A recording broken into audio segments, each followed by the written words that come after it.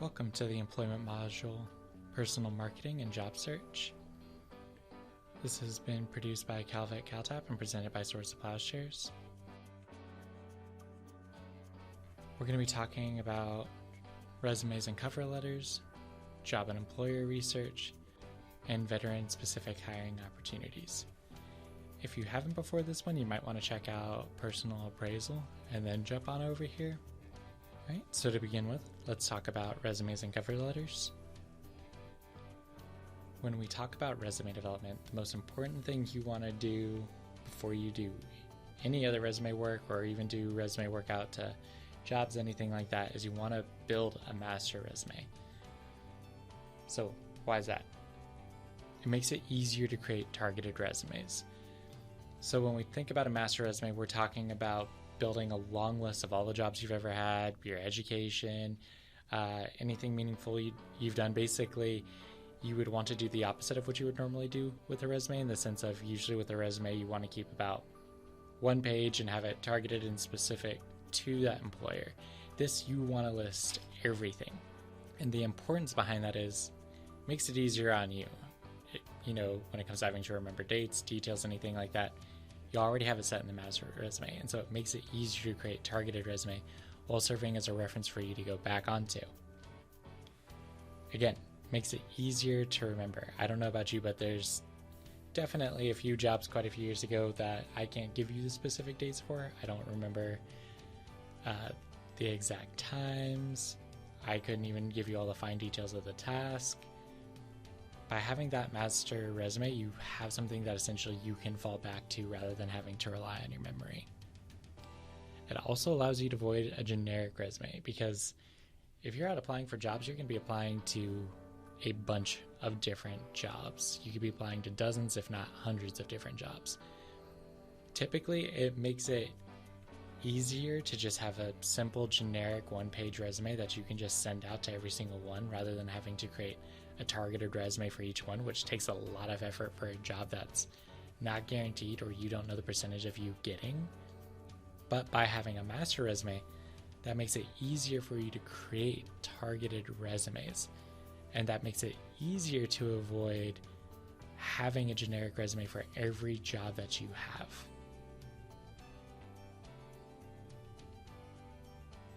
Now, when we talk about resumes, there's a few resume styles.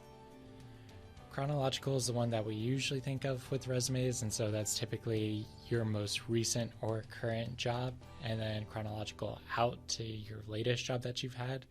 So this is what everybody usually thinks of when they think of resumes. There's also functional ones that focuses on grouping skills and accomplishments into categories. So this type of resume is definitely probably more important to technical jobs of what we think of when it comes to like engineering or programming, etc. And then there's a combination where you're trying to incorporate features of both chronological and functional formats. So in a way where you can really put your skill set up front while still having that follow-up of, hey, these are also the jobs that I've had chronologically.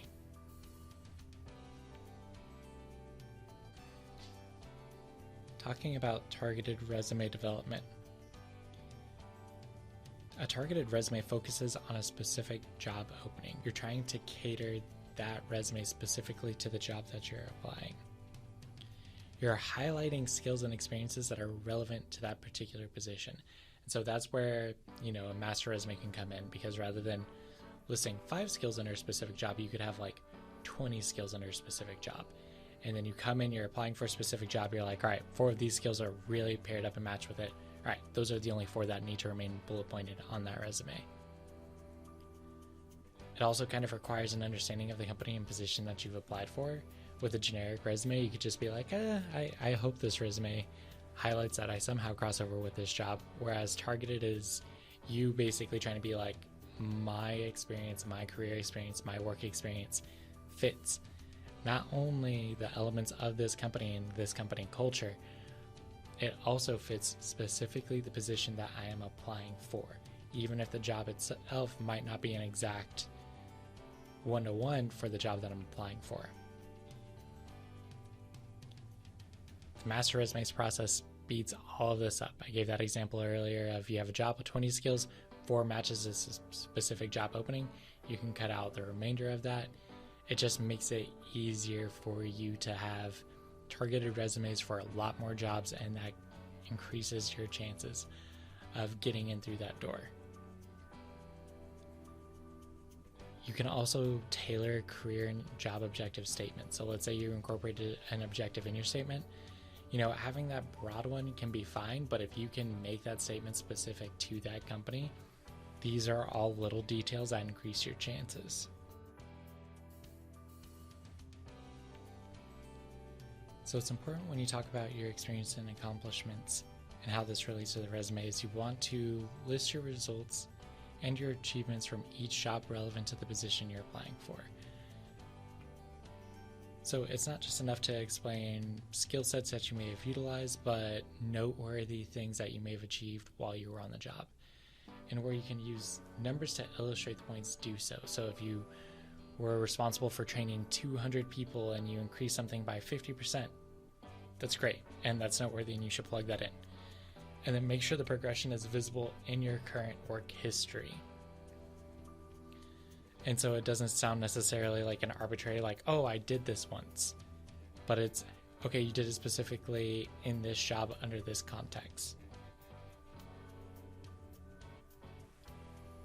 So for example, when we talk about a medical oriented resume, we can talk about organize and led emergency response drills for 25 personnel, decreasing response time by 7 minutes, and awarded most efficient and timely response team. Another one is ordered diagnostic, x-ray, and laboratory procedures, wrote patient consultations to specialty clinics, prescribed courses of treatment and medication to a client base of 3,500 people, consistently recognized by clients for outstanding customer service. Taught and trained medical technicians and performed as a medical supervisor for designated units of up to 125 personnel, rated 4.98 on a 5.0 scale by peers. All of these are important in the sense that you can talk about these skill sets, but you can also provide something that seems more tangible. It's not like they can necessarily feel these numbers out, but these numbers take what's abstract and they kind of codify it. It would have been different if you had said organized and led emergency response bills, decreasing response time, and awarded most efficient and timely response team. It's like, okay, like that's cool, but what does that actually look like? When you save 25 people and you were able to decrease the response by 7 minutes, that's substantially different.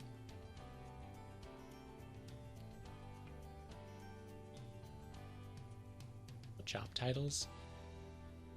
And it's important to reiterate, especially when we're talking about it on your resume, nobody is necessarily going to know what it means by you listing Sergeant Major on your resume, or Squad Leader, or Supply Sergeant, or being an NCO, or being a Corporal, or a Platoon Sergeant. So in some ways you might have to spell it out for them. Yes, you can go ahead and put that title in there where you're like, okay, I was a sergeant in such and such MOS while I was in the Army. You can also put something like in parentheses on the side of it that you were a team leader, that you were a supervisor, that you were a first line supervisor, that you were an operations supervisor, that you were an instructor.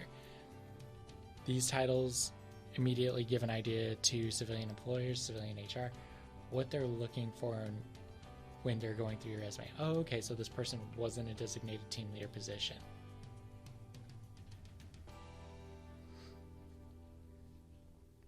Same thing when it comes to military schools.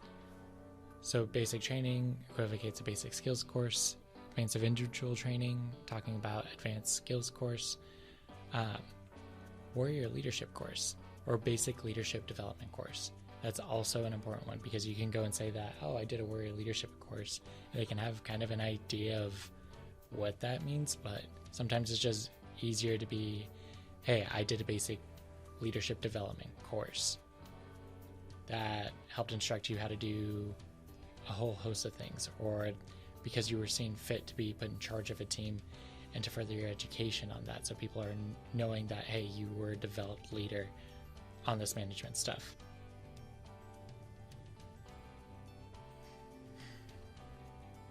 Moving on to cover letters. As with the resume, Most of these things you want to keep to one page. Keep it as short and simple as you can within reason. This needs to be customized for each position. You want to be able to kind of fall back on maybe whatever you know specifically about the company or about the position that you're applying to and tailor it to that. You want to avoid repeat information on a resume. You want to be able to utilize a professional letter format and demonstrate knowledge of the employer, company, and business. This person's going to be invested in reading this cover letter of, okay, why is this person interested in this position?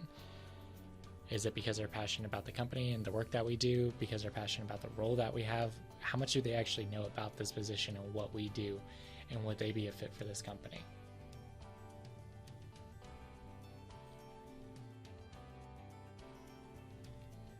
A difficult thing that I feel like is not necessarily well articulated to a lot of people in general, whether they're civilian or military, is the importance of references. This goes the same for your academic career. It's important to have people that you can fall back on to serve as references of being like, hey, I can vouch for this person's work. So identify and prepare professional references. If you have members of leadership who like you or people that you've worked with for a long period of time, just be straightforward about it. Hey, can I use you as a professional reference? If they're like, yeah, certainly, like keep them on that list. Have their number and email contact for that, because references are important when it comes to employment. Get permission to use them as a reference beforehand. I've never had this happen to me, but personally, if somebody's using somebody as references and that person gets called up and they're like, hey, so-and-so is looking to get employed here, and starts asking them questions, and those people haven't talked for like 2 or 3 years or something, that might be awkward and might catch a person off guard. And then let's say the person is not great at remembering names or what have you, it could make the situation awkward and work against you. So talk to them about it beforehand, get permission beforehand to use that person as a reference. Keep the information also updated. Maybe your reference got a new job, maybe they work at a new place, maybe the phone number you had was connected to their old job. It's also great because if you're keeping the information updated, if you're keeping the information up to date, that means you're also keeping up to date with your reference, talking to them so they don't necessarily feel like you're a stranger. Let's talk about job and employer research. In terms of job searching, you want to identify your personal career goals. You want to organize the search, research different companies, and then focus on veteran-specific hiring opportunities. When we talk about organizing the search, it's important to identify contacts within the company. It isn't enough nowadays to necessarily go in and just find a job application and apply to it. You could do that, and you can certainly get hired that way. But it's also better if you have actual contacts within the organization, or if you reach out to HR professionals in that organization.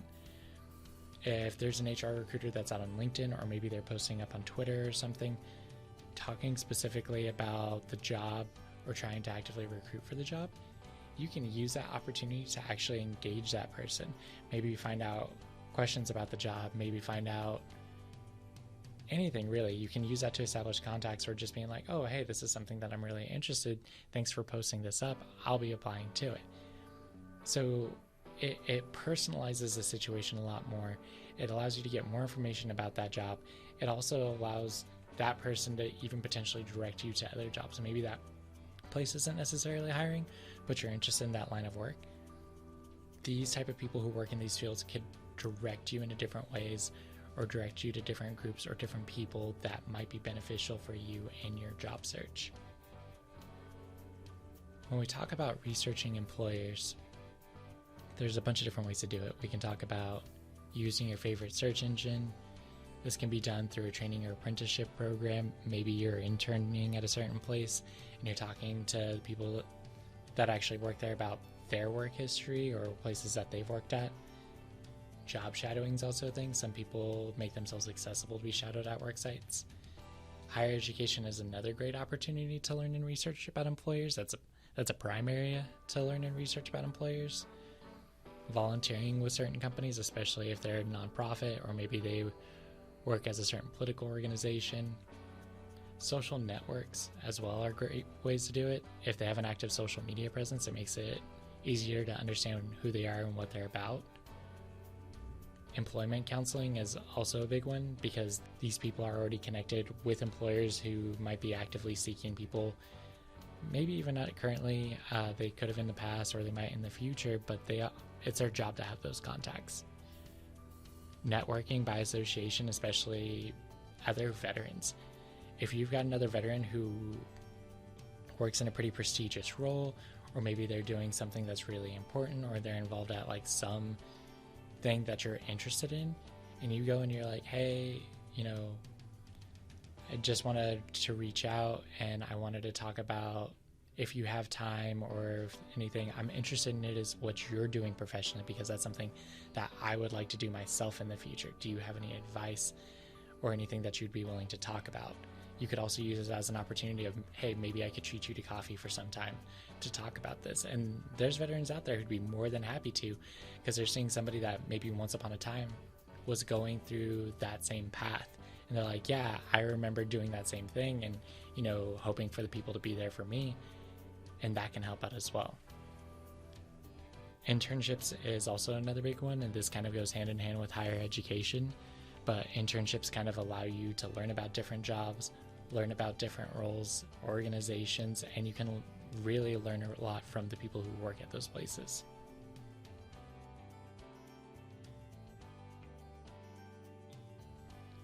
Now going into veteran-specific hiring opportunities. The federal government has actively worked to create veteran-specific hiring opportunities.